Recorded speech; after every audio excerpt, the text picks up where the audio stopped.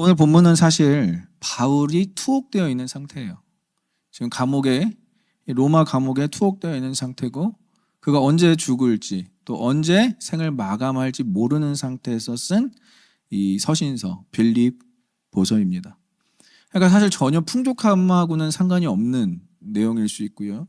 또 어떻게 보면 전혀 감사함과는 상관없을 수 있는 내용일 수 있어요. 그러나 오늘 본문은 풍족함, 만족함, 그리고 우리가 전 구절들을 보면 일체의 비결, 나는 자족하기를 배웠다, 이러한 그 무수한 표현들이 많이 나오고 있어요. 신앙생활을 하는 우리에게 도전이 되는 것이 참 여러 가지지만, 사도 바울과 같은 극한의 상황 가운데서도 감사할 수 있는 것, 사도 바울과 같이 그 극한의 상황 가운데서도 풍족함을 누릴 수 있는 것, 이것이 우리에게는 참 필요하다라고 생각을 했습니다. 그래서 그는 어떻게 이렇게 감옥에서도 감사와 찬양과 하나님께 영광을 돌릴 뿐만이 아니라 빌립보 교인들에게 나는 풍족하다, 나는 충만하다라고 서신서를 쓸 수 있었을까요? 그래서 빌립보서를 사실 1장부터 4장까지 보면 저는 주제를 여러 가지로 볼 수 있겠지만, 이거야말로 정말 하나님의 채우심이구나. 하나님의 채우심이 하나님으로부터도 왔지만 하나님의 채우심이 특별히 사도 바울을 사랑하는 빌립보 교회로부터 왔다는 것. 그래서 하나님께서 사람을 사용하시는 것은 너무나 당연한 이치예요. 우리가 사람 보고 교회 다니냐, 하나님 보고 교회 다니지, 그거 조금 어려운 말이에요. 많은 사람들이 사람을 보고 영향을 받고 교회를 다니고 하나님을 믿게 됩니다. 저와 여러분들의 주변 분들도 여러분들의 영향을 받고 하나님을 믿게 돼 있어요. 여러분들이 기쁘고 즐겁고 감사하면 그것이 너무나 궁금한 거예요. 너는 어떻게 그런 상황에서도 감사하니? 너 어떻게 그런 상황에서도 그렇게 행복해 보이니? 그 비밀을 알고자 할 때에 우리가 그들을 하나님께로 인도할 수 있다라는 거예요. 그래서 우리는 그 비밀을 뭐라고 하죠? 따라해볼까요? 소망. 소망이 있기에 우리는 기뻐할 수 있는 자들. 희망이라고 안 합니다. 이것을 소망이라고 합니다. 확실한 근거 있는 희망을 소망이라고 하는 거예요. 그래서 hope in Christ, 예수 안에 있는 소망. 그래서 저와 여러분들이 예수 안에 있는 소망 때문에 즐거워할 줄 믿습니다. 기쁘게 될 줄 믿습니다. 그 자세로 살아간다면 우리가 막 전도하려고 노력하지 않아도, 막 크리스천으로 왜 막 잘 보이려고 노력할 때도 있잖아요. 그러지 않아도 우리 안에 진짜 소망이 있으면 이렇게 바울처럼 감옥 안에서도 누군가에게 소망을 줄 수 있다라는 거예요. 누군가에게 기쁨을 줄 수 있다라는 거예요. 빌립보 교인들에게 감사를 표할 수 있다라는 거예요.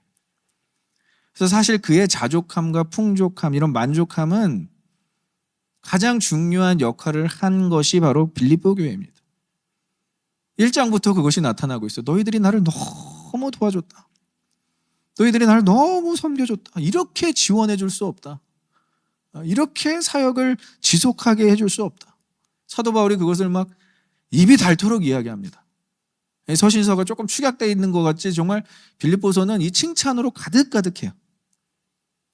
하나님을 통해 이들이 그 하나님의 마음을 갖고 사도 바울을 섬겼던 그 모든 흔적과 내용들이 빌립보서에 고스란히 전해지고 있어요. 그래서 또 한 번 느끼는 거지만, 하나님은 사람을 통해서 일하고 하나님은 또 교회를 통해서 일하는구나. 그러나 결국 교회는 또 우리잖아요. 하나님께서 우리를 교회로 부르셨습니다. 믿으십니까? 그래서 에클레시아잖아요. 우리가 어두운 가운데로 불러낸 에칼레오라는 단어로 어두운 가운데서 불러내어 하나님의 아름다운 덕을 선포하게 한 자들이 교회라는 거예요.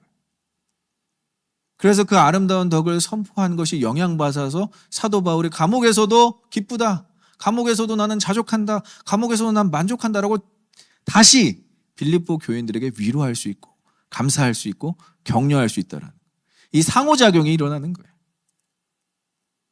그러니까 우리는 세상과 소통하는 사람들이 아닙니다. 믿지 않는 자들하고 소통하는 사람들이 아니에요. 믿는 사람들하고 소통하는 사람들이에요. 그럼 여러분 제 주변에 있는 믿지 않는 친구들 다 무시해야 됩니까? 그 말이 아니에요. 그 사람들은 품어야 될 대상이고 정말 여러분들이 힘을 얻고 싶고 여러분들이 어려운 중에도 감사함을 다시 회복하고 싶고 자족함과 만족함으로 다시 살아내고자 한다면 감사하는 사람들끼리 교제해야 된다는 거예요. 한번 옆 사람 보면서 감사합니다라고 한번 해볼까요? 감사합니다. 감사합니다. 별 감사한 내용이 없나요? 네. 얼마나 감사해요, 진짜. 이렇게 한 해 동안 함께 신앙생활 해온 것 자체가 너무 감사하지 않습니까? 그냥 막 바라만 보기만 해도 너무 귀하고 감사해야 되는 게 신앙 공동체 교회라는 거예요. 사도 바울은 그것을 지금 고스란히 누구에게 전달하고 있다? 빌립보 교회에게 전달하고 있어요. 여러분, 이렇게 풍성함과 만족함과 감사함을 느낄 수 있는 곳이 교회여야 돼요. 그래서 우리가 떡을 떼는 것이고 교제를 하는 것이고 서로 보면서 그렇게 즐겁게 그래도 웃을 수 있는 것이고. 여러분, 저도 사실은 일주일 동안 그래도 바쁘게 살아가잖아요. 삶을 살잖아요. 생활을. LA에 나가서 또 방송 선교도 하고. 근데 제가 느끼는 것은 그런 곳에 갈 때 그리고 교제를 할 때 어딜 가나 힘들다는 얘기밖에 없어요. 저희 명칭은 목사님이니까 어느 사업장을 가더라도 목사님 요즘 먹고 살기 힘들어 죽겠어요. 요즘에 너무 경기가 안 좋아서 언제 회복될지. 최종적으로 다 누굴 욕하느냐? 우리 지도자 이렇게 다 그렇게 끝나더라고요, 얘기들이. 근데 그게 너무 얘기가 반복되고 계속되니까 좀 힘들더라고요. 언제까지 계속 이런 얘기를 들어야 되나. 그러나 제가 이제 금요일부터 교회 오기 시작했는데 그게 싹 사라지더라고요. 그래도 기도하는 분들, 눈이 촉촉해서 나보다는 남을 위해서 기도하는 분들 보니까 회복되고, 또 어제 막 찬양하면서 막 리허설 하는데 막 뛰면서 찬양하는 모습 보면서 또 회복되고, 오늘 이렇게 주일날 추수감사주일날 여러분들 보는데 표정 좀 피실래요? 회복되고. 그런 거예요. 그런 거. 교회가 이 땅의 소망인 줄 믿습니다. 어느 곳에서 우리가 기쁨과 행복과 즐거움과 만족함과 감사함을 발견할 수 있겠냐는 거예요. 적어도 오늘 이 추수감사주일에 만나는 사람 한 명한테는 우리가 행복과 기쁨과 감사함을 전달할 수 있어야 되지 않겠습니까? 이렇게 사도 바울도 감옥에서도 자신이 감사하다고 전하는데 이게 가능한 얘기냐는 거예요. 그런데 이게 가능할 수 있었던 것은 그에게는 소망, 희망이 아닌 hope in Christ. 근데 그것이 그냥 채워진 게 아니라 하나님으로부터 채워졌다. 그러니까 저는 빌립보서를 볼 때마다 너무 좋아요. 건강한 교회, 건강한 그 사도 바울의 그 상태. 근데 이 모든 것이 어디서 이루어지고 있다? 감옥. 여러분, 여기 저희 중에서 감옥 가보신 분들 있나요?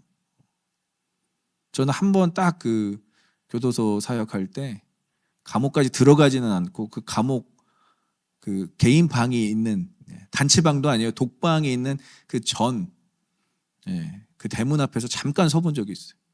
와, 그 주는 기운이 남다르더라고요. 확 압도당하더라고요. 그리고 독방에 있는 분들이 어떤 그 앙심을 품고 있는지 모르겠지만 그 영적인 기운이 확 들어오더라고요. 하나하나가. 그래서 제가 그때 느꼈습니다. 이것은 아무나 올 수 있는 곳이 아니구나. 정말 위험하다라고 표현하는 좀 그렇지만 너무 어둡고 쓸쓸한 곳이구나. 그런데도 사도 바울은 지금 이 감옥조차 하나님 나라로 만드는 이 비결은 도대체 무엇에서 나오냐는 거예요. 딱 한 가지. 하나님의 채우심이라는 거예요. 우리 안에 하나님의 채우심이 있길 소망합니다. 그럼 감옥과 같을지라도, 감옥 같은 삶도 없겠지만서도, 우리의 삶이 너무 무너져 있을지라도, 낙심해 있을지라도, 희망이 발견되지 않을지라도 우리의 삶 가운데서 풍족함을 누릴 수 있다는 것이죠. 그것은 환경이 주는 것이 아니라 우리의 마음 가운데 무엇이 담겨져 있느냐. 진짜 하나님의 채우심으로 채워진다면 우리는 기뻐할 수 있다. 우리는 만족할 수 있다. 그래서 하나님은 어떻게 우리를 채워가시는지 우리 오늘 본문을 보면서 세 가지로 함께 나눠보도록 하겠습니다. 첫 번째는 따라해보겠습니다. 예수 안에서 채워주심. 오늘 본문의 내용 동일합니다. 나의 하나님이 그리스도 예수 안에서 채우신다. 예수 안에서 채우신다는 것은 이미 구원받은 상태의 우리를 채워주신다라는 거예요. 아까 우리 찬양했잖아요. 하나님 사랑 내게 너무나 감사합니다. 그 사랑. 하나님 은혜 내게 너무 과분합니다. 그 사랑. 그 은혜와 사랑을 하나님께서 누구로 채워주셨다? 예수로 채워주셨다. 그래서 예수를 믿는다는 것은 구원받았다는 거예요. 더 이상 여러분들이 구원을 위해서 무엇을 해야 된다라는 게 아니에요. 근데 자꾸 우리가 노예 근성이 있습니다. 그리고 다른 종교에 있었던 분들은 그게 이 자력 구원을 자꾸 실현을 하려고요. 아니에요. 그리스도는 구원에서 시작합니다. 놀랍게도. 여러분들의 삶이 광야 같을진 모르겠지만 그래도 홍해 바다를 건너고 시작한 그 시점이 여러분들의 시작점이라는 거예요. 그래서 여러분들은 시작부터가 다른 거예요. 다른 사람들은 구원을 얻기 위해서 노력하고 무언가를 해야 되는 삶을 살아야 된다면 우리는 그 은혜와 사랑에 힘입어 구원받은 상태에서 시작하는 거예요. 그러니까 얼마나 감사한 상태로 시작하는 거예요. 이 예를 자꾸 제가 출애굽으로 끌고 오는 게 홍해바다를 건넜을 때 그 감격, 그것이 구원이라는 거예요. 홍해바다 여러분들이 가를 수 있나요? 건널 수는 있겠지만 홍해바다를 여러분들이 가를 수 있겠냐는 거예요. 그래서 기독교는요, 여러분, 구원에서 시작하기 때문에 감사해야지, 즐거워해야지, 만족해야지, 이게 아니라 구원받아서 그 시작점이 찬양으로 시작되는 것입니다. 그래서 여러분들은 구원으로 인해서 찬양할 수밖에 없는 존재가 되는 거예요. 그래서 우리의 찬양이 억지로 하는 찬양이 아니라 정말 마음속 깊은 곳에서 찬양이 나올 수 있는 거예요. 그 이유는 뭐다? 구원이다. 그래서 예수 그리스도를 우리가 생각할 때마다 우리는 뭘 자꾸 느껴야 되냐면 구원의 확신이라고 하면 좀 그래요. 구원의 확실성을 자꾸 우리 안에서 확인해야 돼요. 내가 구원을 받았구나. 이게 확신이라고 하니까 그것조차 노력하는 사람들이 있어요. 확신하려고 노력하는데 그게 아니라 우리 안에서 구원의 확실성을 받아들여야 되는 거예요. 예수님 나를 구원하셨습니다. 그래서 여러분 이 표현을 자주 하셔야 돼요. 예수님 나를 구원하셨습니다. 한번 따라해볼까요? 예수님 나를 구원하셨습니다. 아멘이십니까? 거기서부터 기쁨이 나오는 거예요. 거기서부터 행복이 되는 거예요. 근데 신앙생활을 하면서 좀 힘들어 하시는 분들 보면 거기부터 확실성이 없어요. 예수님 나를 구원하셨나? 예수님 나를 위해서 십자가를 지셨나? 여러분 그거부터가 먼저 깨져야 됩니다. 그래야 구원이 시작이 될 수가 있다는 거예요. 구원이 우리의 시작점이 될 수 있다는 거예요. 그 시작점 때문에 감사하고 풍족한 상태고 그 다음에 따라오는 것이 은사하고 축복이에요. 그래서 신앙생활하면서 은사랑 축복을 목적으로 삼으면 굉장히 힘들어집니다. 하나님 나 왜 은사 없어요? 저 사람들은 저렇게 잘하는데. 하나님 나는 왜 축복 안 줘요? 저 사람들은 저렇게 풍요로운데. 거기서 우리의 신앙이 무너지는 거예요. 은사와 축복은 신앙생활의 목적이 아닙니다. 그것은 구원에 따라오는 선물과 같은 거예요. 여러분들이 이미 구원 받으신 줄 믿습니다. 그것으로 만족해야 된다는 거예요. 근데 구원 받은 걸로 만족하는 사람이 몇 명이나 되겠냐는 거예요. 그래? 이게 다야? 하고 기독교를 떠나게 되는 거예요. 내가 할 게 뭔가 더 없을까? 우리는 그렇게 극단적으로 자력구원으로 치우치지 않습니다. 구원부터 그 풍성한 은혜부터 시작을 하는 거예요. 그래서 사도 바울은 그 풍족함의 비결은 다른 게 없었어요. 예수와 죽고 예수와 사는 것. 왜? 예수님께서 나를 위해 죽어주셨으니까. 그 다음에 이제 예수와 함께 사는 것. 근데 구원의 그 시작점이 그렇게 놀라고 감사한데 그걸 안 하니까 우리가 감사할 일도 없고 풍족할 일도 없고 찬양할 일도 없는 거예요. 구원이 시작입니다. 그래서 이 풍성함을 하나님께서 주시기 전에 우리에게 뭘 확인시켜 주시느냐? 너 예수로부터 구원 받았냐라는 거예요. 너 예수님 믿냐라는 거예요. 너 나의 아들, 내가 보낸 나의 아들 믿냐는 거예요. 그래서 저도 참 이렇게 어렸을 때 이름이 충만이었던 부분이 제가 굉장히 참 어려움이 있었어요. 뭐로 채워지냐가 너무나 중요한 부분이었잖아요. 그래서 저도 막 방황을 할 때는 그렇게 음악을 많이 들었어요. 막 심란한 음악을. 인풋이 그러니까 아웃풋이 그렇게 되는 거죠. 막 또 안 좋은 그러한 태도가 나오게 되고 자세가 나오게 되고. 근데 고등학교 2학년 때 예수님을 믿고는 예수로 채우려고 계속 노력을 하니까 예수님 같은 성품과 예수님 같은 인격이 제가 그렇게 떳떳하게 말씀을 할 수는 없지만 가끔 저희 제자들 중에서 가끔 저와 함께 신앙생활하는 분들 중에서 저한테 그런 고백을 해요. 목사님은 예수님 같다. 저희 성도들은 아직 얘기 안 해주셨지만 목사님은 참 그래도 예수님 닮으려고 노력하시는 것 같아요. 그 말이 최고의 칭찬이에요, 여러분.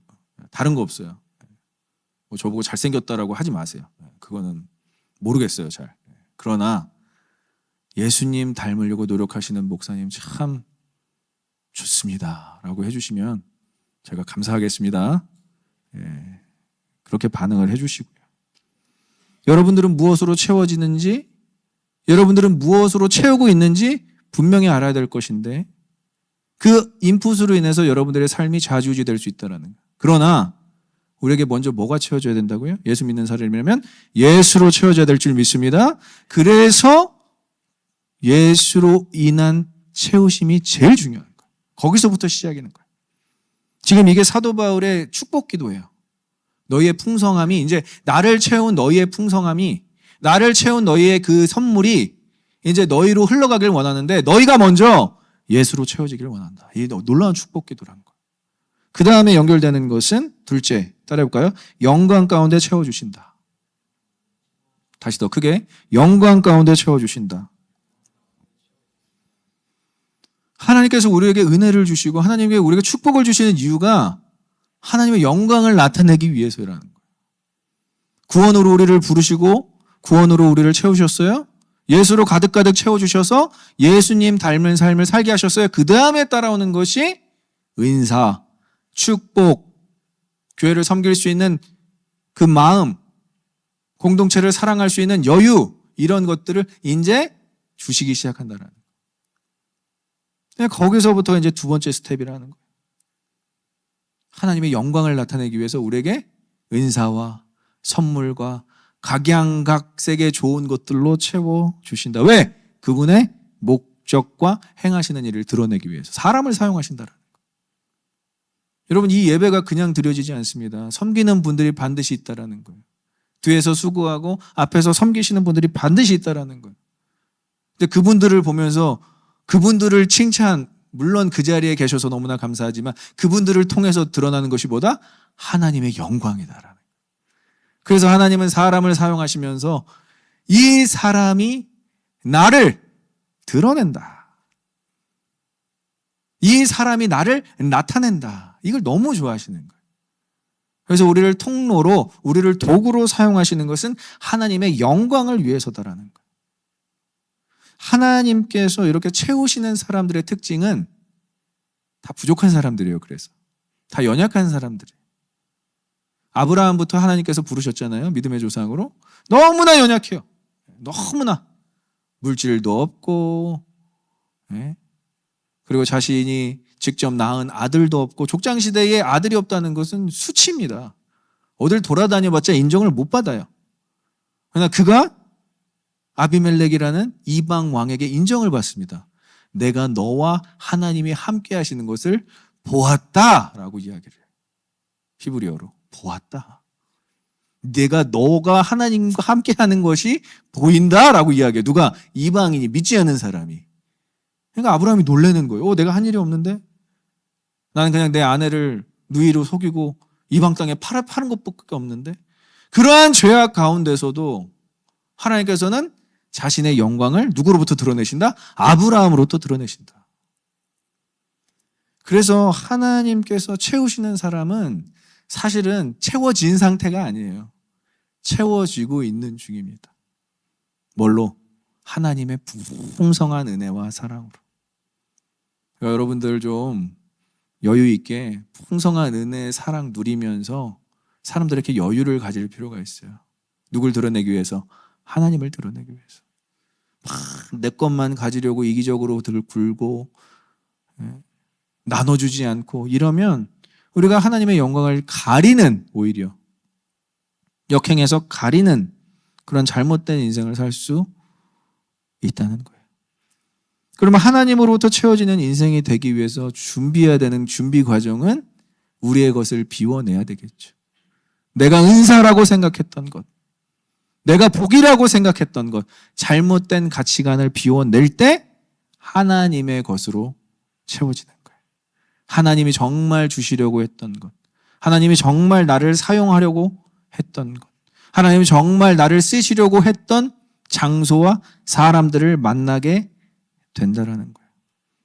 그 상태, 그 채워짐의 상태에서 여러분들이 주의해야 될 것은 그것조차 우리의 영광이 되고 우리의 자랑이 되면 다시 비워져야 되는 상태로 학교로 들어가게 되는 거예요. 우리가 그것을 광야 학교라고 합니다. 다시 하나님만으로만 채워져야 되는 그 광야 학교로 입학을 하게 되는 거예요. 이것은 우리 교육부에서, 교육관에서 예배를 드리는 아이들도 알아요. 하나님의 것으로 채워져야 돼요. 그래서 찬양하고 말씀 듣고, 여러분들 저 아이들이 지금 말씀 외우고 있습니다. 여러분들 말씀 외우셔야 돼요. 왜? 외우는 것은 채우는 것이기 때문에 그래요. 말씀을 외우고 말씀대로 살아가는 그 훈련이 계속될수록 뭐로 채워진다? 하나님의 것으로 채워진다. 그럼 그분 누구의 영광을 나타내게 되겠다? 하나님의 영광을 나타내게 돼 있다. 그래서 영광아! 이렇게 되는 거예요. 영광아. 우리의 모두의 이름이 하나님의 영광을 나타내는 영광아가 되는 것입니다. 한번 따라해 보겠습니다. 나는 하나님의 영광이다. 믿으십니까? 영광이가 되는 거라니까요, 여러분. 김영광, 이영광, 박영광, 성은 모르겠지만 하나님의 영광을 나타내는 영광이가 되시길 소망하고 축복합니다. 그게 하나님이 채워주셔야 가능하다라는 거예요. 그러면 우리를 비워내자고요. 디톡스. 영적 비워냄이 너무나 필요하다라는 거예요. 그게 없으면 도무지 채울 수가 없어요. 하나님 저 이거 하고 싶은데요? 하나님 이거 내 건데요? 나 하나님 영광 안 돌릴 건데요? 이것처럼 바보스러운 신앙생활이 어디 있습니까? 하나님 채워주시겠다는데. 좀만 우리의 삶을 비워내도 하나님께서 채워주시는 것을 너무나 많이 경험할 수가 있다라는 거예요. 근데 여러분 이 부분을 들으면서 그러면 우리가 영광 받는 것을 싫어하시거나 못마땅하신가? 이렇게 생각할 수가 있다라는 거예요. 하나님 왜 우리가 칭찬받고 영광 받는 걸 좋아하지 않으시지? 여러분 제가 연예인들의 삶은 잘 모르겠지만 무슨 시상식 같은 데서 연예인들 믿는 크리스천, 진짜 믿는 크리스천 연예인들이 딱 상을 받자마자 하나님께 영광을 돌립니다. 두 가지로 볼 수 있어요. 자기의 신앙을 과시하는 부분들도 될 수 있겠지만 자기가 받는 그 영광, 그 상이 자신이 감당이 안 되는 거예요. 이것을 내가 받을 자격이 있나? 그리고 하나님께 영광을 돌리는 거예요. 여러분 만약에 하나님이 받으셔야 될 영광을 여러분들이 받으신다면 여러분 감당하실 수 있겠습니까? 저는 감당할 수 없다고 생각해요. 우리는 다 죄인이에요. 믿으십니까? 우리는 연약해요. 믿으십니까? 우리는 부족해요. 믿으십니까? 거기서부터 우리의 자아, 정체성이 인정이 되면 이 영광 난 감당 못하겠네 하고 하나님께 돌려버리는 거예요. 그럼 이제 실수하라는 얘기가 아니지만 내가 조금 연약하고 내가 조금 부족하고 내가 조금 무너져도 그 영광이 사라지는 것이 아니라 이미 하나님께서 영광을 받으셨기 때문에 날 보호해 주신다라는 보호 장치가 되는 거예요. 근데 그것을 안 하고 하나님이 받으셔야 될 영광 내가 갖고 있겠다고 여러분 그거 감당하실 수 있겠습니까? 왕관을 쓰려는 자 그 무게를 견뎌라라고 했어요. 왕들이 그래서 일찍 죽은 거예요. 감당이 안 되니까. 모든 영광, 모든 통촉 다 받아주시옵소서. 받을 수 있겠어요, 인간이? 왕 한 사람이? 그 국가의 모든 책임을 다 질 수 있겠냐는 거예요. 그래서 왕의 위치는 하나님의 도구여야 된다. 모든 영광 다 백성들이 돌릴 때, NO! 내가 영광 받을 대상이 아니야. 하나님께 영광. 그러니까 그런 왕을 하나님께서 너무 기뻐하신 거예요. 데이빗. King David, only one. 하나님께서 오직 기뻐하신 왕이 다윗밖에 없었다라는 거예요. 왜? 자신에게 영광을 안 돌리니까. 근데 그게 너무 지혜로운 거였던 거예요. 본인이 감당이 안 되는 걸 아니까. 하나님께 책임 회피, 자기 방어 괜찮아요. 어차피 이 영광 내가 감당 못합니다. 하나님 영광 받아 주시옵소서. 이게 진짜 지혜롭고 멋있는 거예요. 저와 여러분들이 그렇게 되길 소망합니다.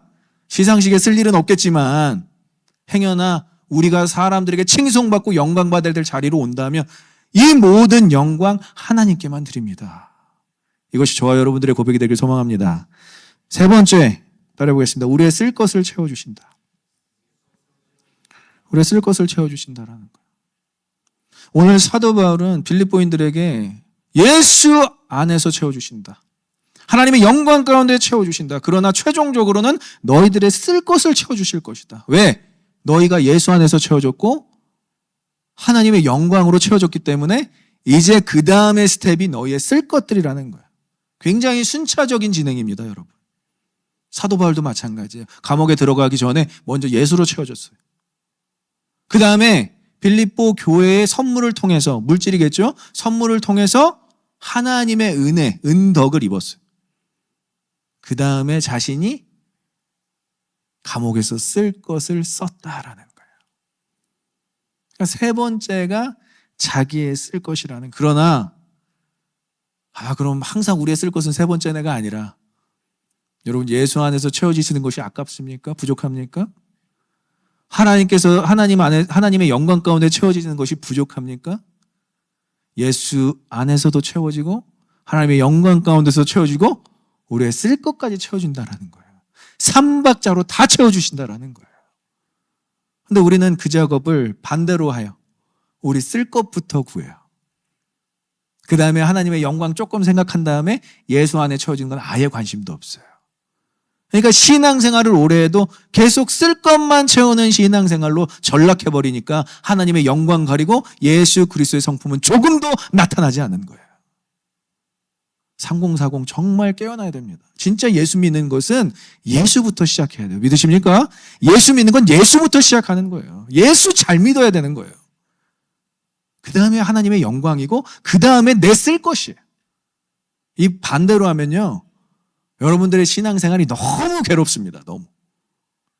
내 쓸 것 좀 주어졌는데 이거 하나님의 영광 돌릴까 말까 고민하고 계산하고 그 다음에 하나님의 영광 그렇게 생각하고 계산하는 순간 예수는 생각도 안 나는 거예요. 제가 그랬어요. 저도 막 급급해서 뭔가 내 앞길만 생각할 때는 하나님의 영광, 예수 그리스도 생각도 안 나는 거예요. 바뀌어야 됩니다. 바뀌어야 돼요. 마지막에 가야 됩니다. 우리의 쓸 것이 마지막에 가야 된다는 거예요. 그래서 바울은 하나님의 사역을 위해 사용하는 물질은 빌립보 교인들에게 선물이라고 이야기하고 있어요. 더 나아가 은사로 이야기하고 있어요. 그러나 이들이 너무나 완벽하게 사도 바울을 위로하는, 자신들의 쓸 것인데도 불구하고 사도 바울에게 쓰라고 제공한 선물이 되었다라는 거예요. 그래서 저는 여러분들에게 도전합니다. 우리의 쓸 것도 역시 빌립보 교회처럼 남을 위한 일, 공동체를 위한 일, 구제하는 일에 쓰여진다면 사도 바울과 같이 감옥에서도 위로받는 사람들이 생겨날 수 있다는 거예요. 저는 그래서 연말에 12월에 이 물랜동산 가는 게 너무 기대돼요. 다른 계절에 가는 것도 너무 기대되고 좋지만 저는 12월에 그 친구들을 보면 이미 산타클로스 모자 이렇게 성경적이지는 않지만 이미 산타 모자 다 쓰고 트리 만들고 막 장식하고 기다리고 있어요. 누구를? 우리를. 우리가 조금만 좀 모아서 선교 자금 모으고 우리의 조금 은사 모아서 그들에게 찾아갔을 때의 반응이 너무 행복한 거예요. 저는 그 행복함 보고 1년을 살아갈 수 있는 것 같아요.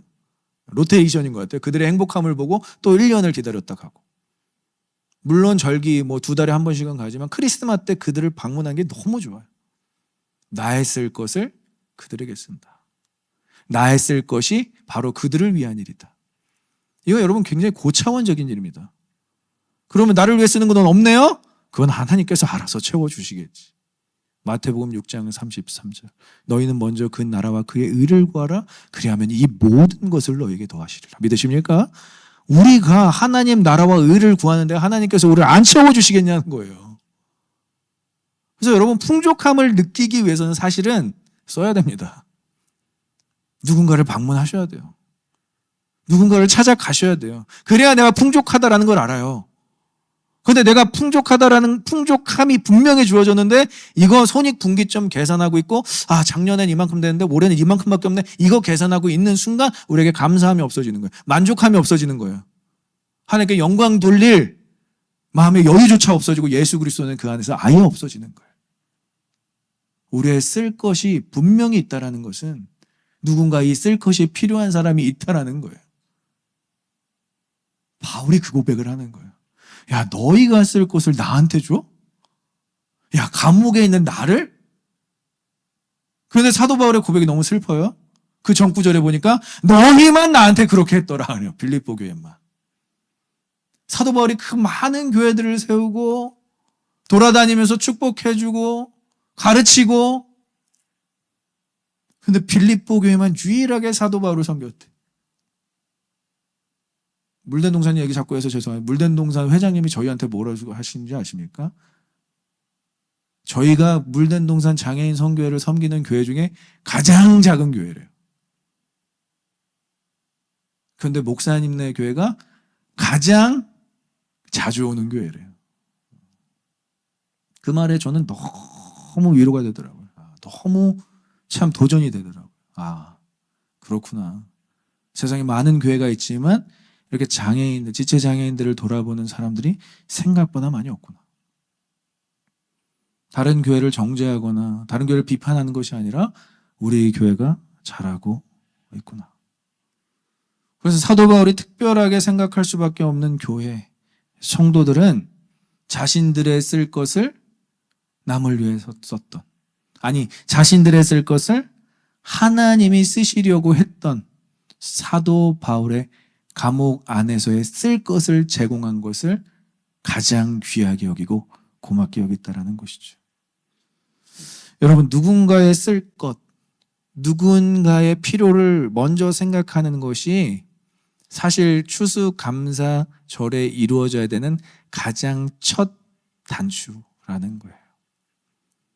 누군가가 이 필요가 필요하겠지, 누군가가 이 쓸 것이 필요하겠지, 그것이 감사로 가는 길이라는 거예요. 말로만 감사합니다, 말로만 감사합니다가 아니라 마땅히 하나님께서 손을 쓰시고 마땅히 하나님께서 축복을 베푸시고 마땅히 하나님께서 은혜를 베푸시는 곳에 나의 은사와 나의 축복과 내가 받은 것을 쓸 수 있는 마음의 여유가 여러분들을 감사로 인도할 줄을 믿습니다. 그게 감사라는 거예요. 제가 청년부 담당 전도사 시절을 하면서 지금도 뭐 그때 함께 신앙생활 하셨던 분들 많이 계시지만, 제가 사실은 그때 빚을 져가면서 우리 청년들을 먹이고 입히고 재우고, 입히고 재우고까지는 아니지만 그래도 다들 가난한 유학생들로 와서 어렵게 지내다 보니까 그런 사업들을 참 많이 했어요.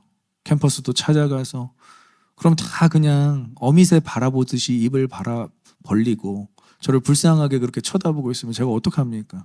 없는 지갑이라도 열어서 그들을 사먹이고, 그렇지만 그냥 사먹이는 것이 아니라 교회 나와라, 예배 드리자, 예수님 만나야 된다, 이런 잔소리 해가면서 사역을 했는데 그때는 참 경제적으로 어려웠어요. 정말 이거 언제까지 이렇게 해야 되나. 그리고 샌버나디노 가는 길까지 거의 한 50마일 가야 되거든요. 그럼 제 차로 왔다 갔다 하면은 기름이 다 달아 있어요. 그때 차도 그렇게 좋지 않은 차였는데 한번 갔다 오면 그냥 차 기름이 다 바닥에 나 있어요. 그럼 교회에다 청구하기도 뭐하고, 이것을 뭐 교회에 밴을 해달라고 하기도 뭐하고, 참 그런 어려운 시절을 지냈지만, 그러나 그냥 그것을 다 쓰고 주고 그런데 익숙하자 보니까 시간이 흐르게 됐습니다. 자연스럽게 시간이 흐르게 됐죠. 그러나 그 시절이 다 지나고 나서 오버플로잉께 와서 목회를 하다 보니까 그 결실을 맺게 되는 거예요.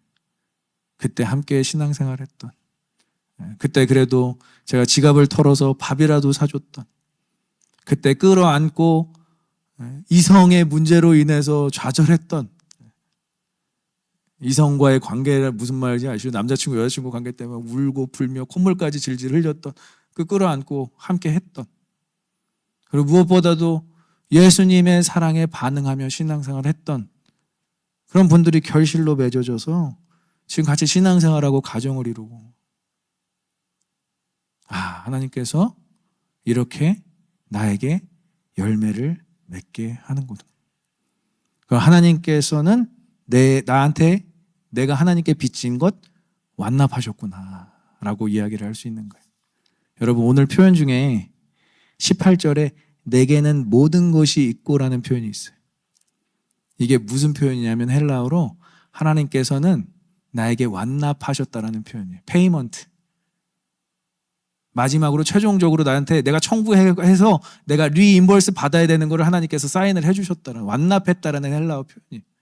이게 나에게는 다 있고요. 저는 우리 이 목회 현장에서 그렇게 자신 있게 고백할 수 있어요. 청년 때 제가 다 썼던 것, 제가 다 하나님 위해서, 우리 공동체 위해서, 공동체 일원들을 위해서 사용했던 것, 하나님 나한테 완납하셨습니다. 사인하셨습니다. 여러분, 삶 가운데서도 절대 하나님께서 그냥 지나가시는 것 없어요. 지금 다 보고 계시고 다 세고 계시고 최종적으로는 여러분들에게 완납하실 것입니다. 아까울 것 없습니다. 드리고도 남을 만큼 채워주실 줄 믿습니다. 완납하실 거예요. 마지막으로 고백하겠습니다. 하나님께서 나에게 완납하실 줄 믿습니다. 어떤 페이먼트든 여러분들이 어떻게 그것을 사용하고 또 공동체와 우리 성도들을 위해서, 그리고 가난한 자들을 위해서, 혹은 선교지를 위해서 사용을 했든 하나님께서는 다 기억하시고 여러분들에게 완납하실 거예요. 그 표현으로 18절 첫 구절에 내게는 모든 것이 있다. 이것이 우리의 고백이 되길, 저와 여러분들의 고백이 되길 소망하고 축복합니다.